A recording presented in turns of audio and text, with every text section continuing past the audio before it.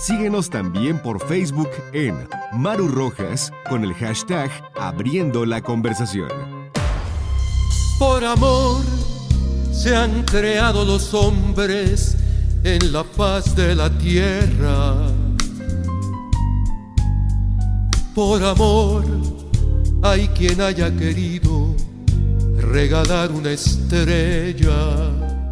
¿Y cuántas cosas no se hacen por amor? Es el tema de Gualberto Castro en su segundo aniversario luctuoso, y yo con esta música agradezco a Ernesto Millán Juárez, escritor, porque nos va a hablar también de un tema que a veces comienza por amor y termina en feminicidio. Casi siempre los autores de este tipo de delitos son personas cercanas, la pareja, la persona con la que se vive, el padrastro. Es por ello destacable esta obra que ha escrito, Ni una menos, Disertación contra la violencia feminicida. ¿Qué tal, Ernesto? ¿Cómo estás? Muy buenas noches. Hola, Maru, buenas noches. Te agradezco mucho la oportunidad de platicar. Inicias con toda precisión, Maru, tu comentario, porque en efecto uno de los temas más dolorosos del feminicidio es ese precisamente, que los hombres abusen y priven de la vida a las mujeres que depositan la confianza en ellos. Creo que no puede haber nada más doloroso, tan doloroso como la manera tan violenta y con exceso de sadismo que lo hacen, ¿no? Y eso es muy doloroso. Yo tuve la oportunidad de trabajar durante varios años en gobierno, y en la última recta de mi desempeño público participé un poquito en la implementación de la alerta de violencia de género contra las mujeres en el Estado de México allá en el año 2016 y 2017. Y fue como me fui enfrentando a esta realidad que me fue cautivando y que al final de cuentas me llevó a escribir este libro. ¿Tú eres de formación escritor o es tu formación en otra área lo que te lleva a hacer esta obra? Yo soy abogado, siempre me ha gustado mucho la escritura. He tenido la oportunidad a lo largo de mi vida de participar como coautor en algunas obras, pero este es mi primer libro que hago yo mismo como autor principal y me gusta mucho escribir. En el Estado de México, pues no es secreto para nadie que se encuentren varios de los municipios con más casos de feminicidio en nuestro país, lo que habrás visto durante tu desempeño profesional. 11 municipios alertados por violencia contra las mujeres y una segunda alerta por desaparición de mujeres. Lamentablemente el tema ha sido complejo. Yo lo atribuyo mucho al número poblacional, que en el Estado de México nos dispara mucho las cifras, pero no deja de ser números preocupantes. Y en cuanto a las causas, Ernesto, ¿habrá algún común denominador de este odio, de este sadismo? Sí, Maru, fíjate que yo hablo a detalle de ello en el libro, o trato de hacerlo, ¿verdad? Profundizo mucho. No alcanzan las hojas para poder analizar las circunstancias a plenitud.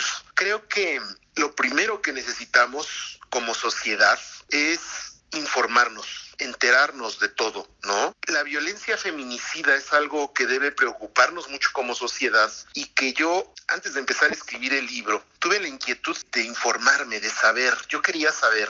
Y aparte yo tenía en la cabeza muchas ideas que me autocuestionaba y decía, ¿por qué los gobiernos no hacen esto? ¿Por qué no se hace esto? Cuando empiezo a hacer mi investigación descubro que hay organismos como la Organización de Naciones Unidas y la Organización de los Estados Americanos que por años han estado atentos de nosotros como sociedad, de los mexicanos y de otros varios países también que tienen problemas similares, y nos han venido haciendo recomendaciones desde hace poco más de 30 años en qué es lo que tendríamos que hacer como sociedad para combatir el problema. Lo que yo he notado, Maru, es una apatía total de los gobiernos desde hace tiempo, ¿no? O sea, esto no es algo reciente. La historia yo podría decirte que empieza con José López Portillo, que acertadamente firmó lo que fue la Convención contra la Discriminación, para erradicar la discriminación hacia la mujer. Esta convención, impulsada por la ONU, se firma y ratifica en 1981. Desde entonces, el Estado mexicano empezó a asumir ciertos deberes para defender a las mujeres contra la discriminación, y en mi libro pueden encontrar toda esta narrativa, ¿no? De cómo actuó López Portillo, luego qué hizo Miguel de la Madrid, después cuáles fueron las acciones de Salinas de Gortari. Ese devenir histórico que narro a mí me gustó mucho. Te puedo decir que hubo presidentes muy comprometidos y han habido otros totalmente indiferentes ante el problema, ¿no? Como sociedad debemos de conocer el aspecto medular del problema. Y eso es lo que yo persigo con mi libro. Que quien pueda leerlo se empiece a inmiscuir en el tema, empiece a comprender la delicadeza del feminicidio, empiece a comprender las dimensiones tan dolorosas que tiene, que descubran todo lo que se ha propuesto y que se ha dejado de hacer y cuáles pueden ser las acciones que se tienen que implementar para que de una vez por todas realmente empecemos a cambiarle la faceta al problema, ¿no? Esa es la razón del libro y a eso le atribuyo yo. Las causas del feminicidio son dos. Una misoginia arraigada en la conciencia de los hombres, pero que llega hasta nuestra cultura, y una apatía también cultural de las instituciones gubernamentales para de una vez por todas decidirse a actuar y resolver el problema. Uno de los pendientes que deja esta legislatura saliente, su intención de que este tipo de delitos se homologaran en todo el país y que no se pudo concretar. Hay lugares donde el feminicidio ni siquiera está tipificado, o hay lugares donde las mujeres denuncian este acoso, esta violencia, y no es hasta que las matan cuando voltean a verlas, como el caso reciente de las hermanas que vimos arrastradas por un coche, por ejemplo. En cuanto al tema del ejercicio legislativo, yo siento, y lo narro en la publicación, realmente el trabajo fue arduo desde hace algunos años. Yo te diría que, por ejemplo, desde que se diseña la Ley General de Acceso a las Mujeres a una Vida Libre de Violencia, allá en la recta final del gobierno de Vicente Fox, se han tenido avances legislativos bien interesantes. E incluso en el libro yo elogio a los legisladores y a los congresos locales. A quienes más responsabilizo, Maru, es a las autoridades. Por ejemplo, te saco este ejemplo muy reciente también, el monstruo de Tizapán, ¿no?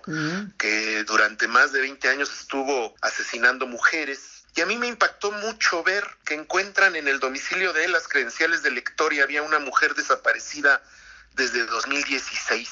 Lógico que detrás de esa mujer había una averiguación previa y lógico que detrás de esa averiguación había oficios de búsqueda dirigidos a las policías ministeriales para la investigación del hecho, ¿no? Y yo quisiera saber qué pasó con esa averiguación. Te puedo asegurar que tal vez hasta terminó archivada. Y si en aquel momento los policías involucrados, el agente del Ministerio Público involucrado hubieran hecho su trabajo, tal vez hubieran detectado al asesino y hubieran salvado la vida de 2 o 3 mujeres más. Más allá del tema legislativo que se llega a calificar hasta virtuoso, es la indiferencia burocrática la que mata mujeres y eso es muy lamentable. Qué fuerte, Ernesto. Pues ya nos dejaste una tarea muy fuerte también. ¿Dónde te pueden encontrar con esta obra Ni una menos, disertación contra la violencia feminicida? Mi libro se está vendiendo en varias librerías de prestigio, Gandhi, Péndulo, El Sótano, y también está en Amazon, y a la disposición de toda la gente. Clave Editorial.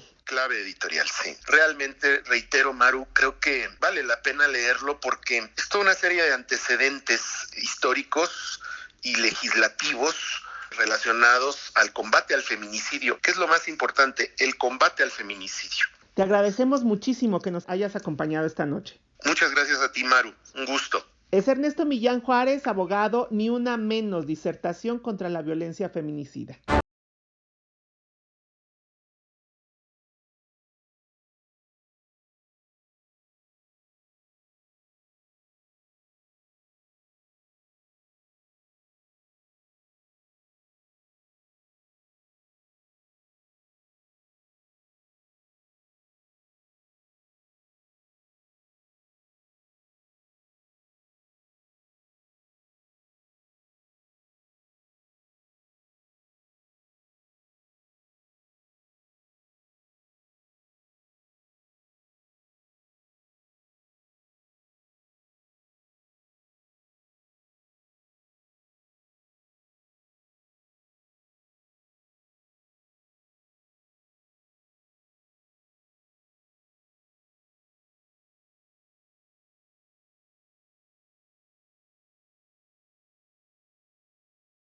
Luctuoso de Gualberto Castro, lo dejo con la efeméride musical de Gusemete. Lo espero el próximo domingo. Adiós.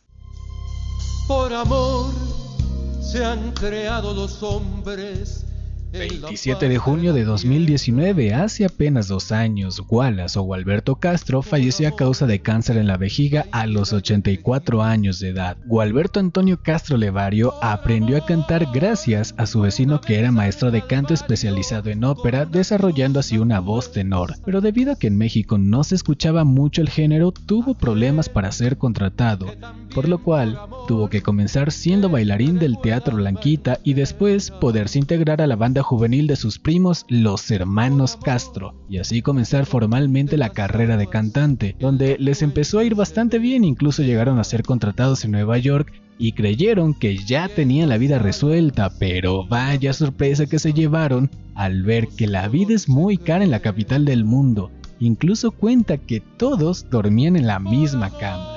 Sin embargo, con el tiempo saltaron a la fama en Estados Unidos gracias a la armonía de las 4 voces conjuntas. Grabaron de todo, pero finalmente regresaron en los 60s para tomar rumbos diferentes en México. Y aquí, Wallace se integró rápidamente para cantar en centros nocturnos, teatros, cine, televisión, donde seguramente lo recuerden la Carabina de Ambrosio. No obstante, fue en 1973 cuando llegó su primer triunfo y descalabro al mismo tiempo de forma internacional, ya que quedó ganador del Festival OTI Internacional en Brasil, pero fue descalificado debido a que la canción con la que concursó había salido previamente en una estación de radio, lo cual estaba prohibidísimo. Por lo tanto, quien terminó ganando fue Imelda Miller al haber ella quedado en segundo lugar. A pesar de ello, este suceso fue el que le dio el respeto como solista en todo el mundo.